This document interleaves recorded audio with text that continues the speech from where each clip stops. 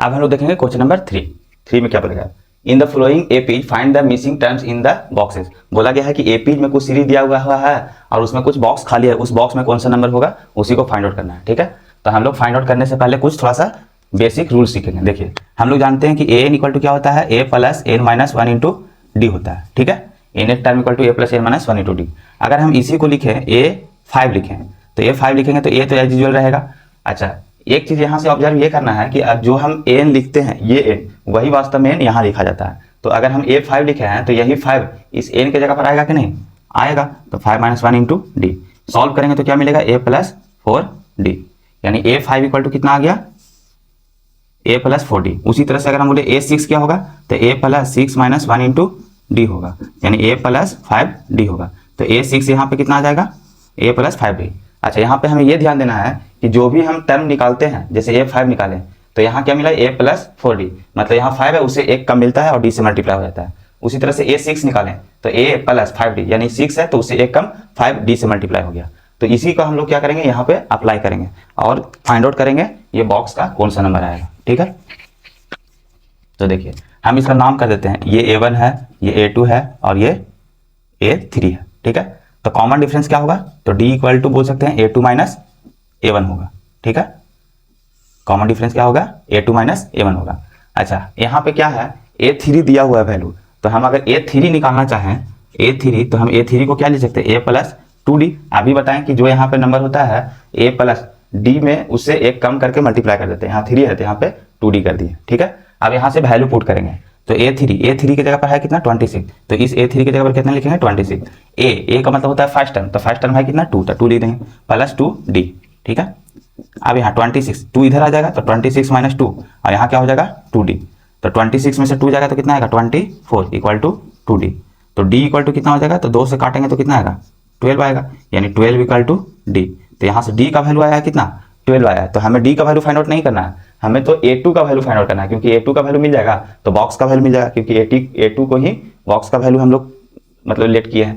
तो यहाँ से हम लोग A2 फाइंड आउट करने के लिए देखेंगे कि कॉमन डिफरेंस क्या है, तो कॉमन डिफरेंस का फॉर्मूला क्या होता है A2 माइनस A1। तो A1 का वैल्यू यहाँ पता है और A2 का वैल्यू यहाँ से फाइंड आउट कर लेंगे, क्योंकि D हमें यहाँ निकाल चुके हैं। तो यहाँ से हम लिख सकते हैं 12 इक्वल टू D के जगह पर क्या लिखेंगे, तो A2 माइनस A1 लिखेंगे।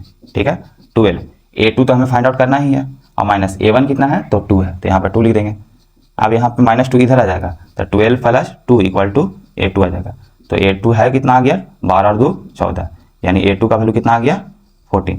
तो यही यहाँ पे कितना आ जाएगा 14 आ जाएगा। ठीक है, क्योंकि A2 का वैल्यू ही लेट किए थे हम यहाँ पे बॉक्स का। ठीक है, तो इस तरह से हमें A2 का वैल्यू मिल गया, मतलब बॉक्स का वैल्यू मिल गया।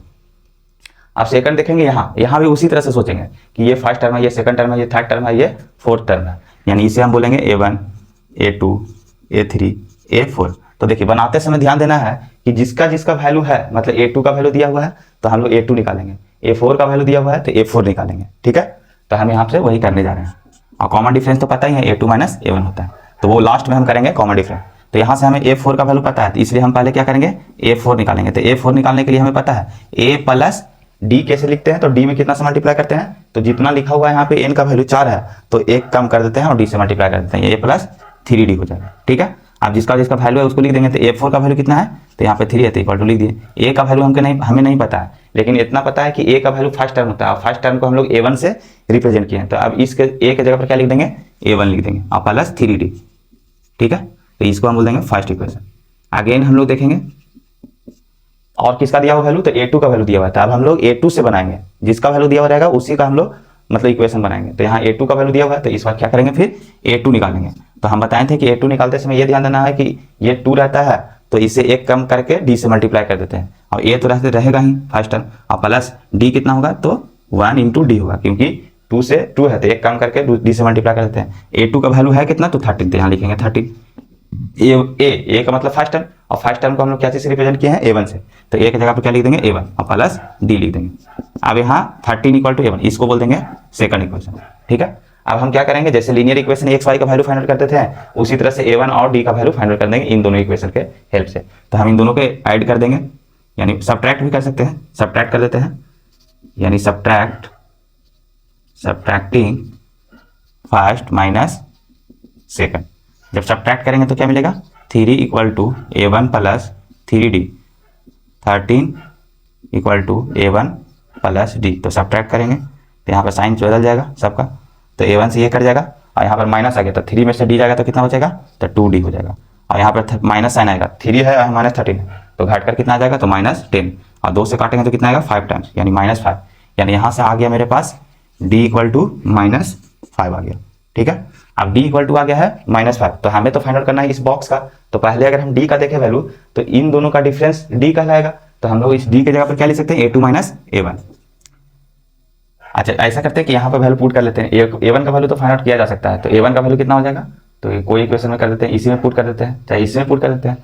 तो इसको कर देते हैं पुट फर्स्ट में पुट करेंगे तो क्या मिलेगा, 3 equal to A1 plus 3 into D के जगह पर क्या पुट करेंगे -5, तो 3 इक्वल टू A1 प्लस, अच्छा A1 प्लस नहीं हो जाएगा, माइनस प्लस क्या हो जाएगा, माइनस हो जाएगा, तो यहाँ क्या हो जाएगा माइनस और 5 आई 15, तो इस -15 को इधर लेके आ जाएंगे तो 3 प्लस कितना हो जाएगा 15 इक्वल टू A1, तो ऐड करेंगे तो कितना होगा, तो 18, यानी A1 का वैल्यू कितना आ गया 18 आ गया, यानी यहाँ पे A1 का वैल्यू कितना आ जाएगा 18 हो जाएगा। ठीक है, उसके बाद ये वैल्यू फाइंड आउट करना है, तो हम इसका डिफरेंस निकाल लेंगे या तो इसका डिफरेंस निकाल लेंगे। ठीक है, और कॉमन डिफरेंस तो डी सेम ही रहेगा सबके लिए, तो यहाँ से इसको वैल्यू निकालने के लिए हम फिर से क्या लिख सकते हैं, डी इक्वल टू लिखेंगे A3 A2, तो डी है कितना, तो -5 है, A3 तो हमें फाइंड आउट करना है, माइनस A2 का वैल्यू है कितना, तो A2 का वैल्यू है 13, तो यहाँ से लिख देंगे 13।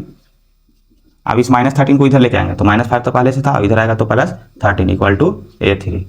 अब 13 में से 5 जाएगा तो कितना आ जाएगा, 13 में से 5 जाएगा तो 8, प्लस में बच जाएगा, अब ये हो जाएगा A3, यानी A3 का वैल्यू कितना आ गया, तो 8 आ गया।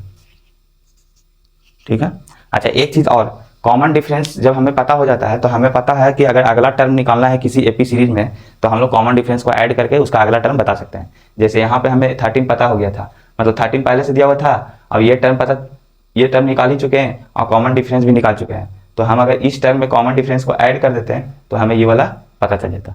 ठीक है, यानी हमें पता है कि किसी सीरीज में कॉमन डिफरेंस ऐड करने के बाद हमें नेक्स्ट टर्म मिलता है, तो यहाँ से हम लोग डायरेक्ट कर सकते थे 13 में से, मतलब 13 में -5 ऐड करते तो यही वैल्यू आता, इतना करने की आवश्यकता नहीं था। ठीक है, तो ये हो गया क्वेश्चन नंबर 1 और 2 कंप्लीट।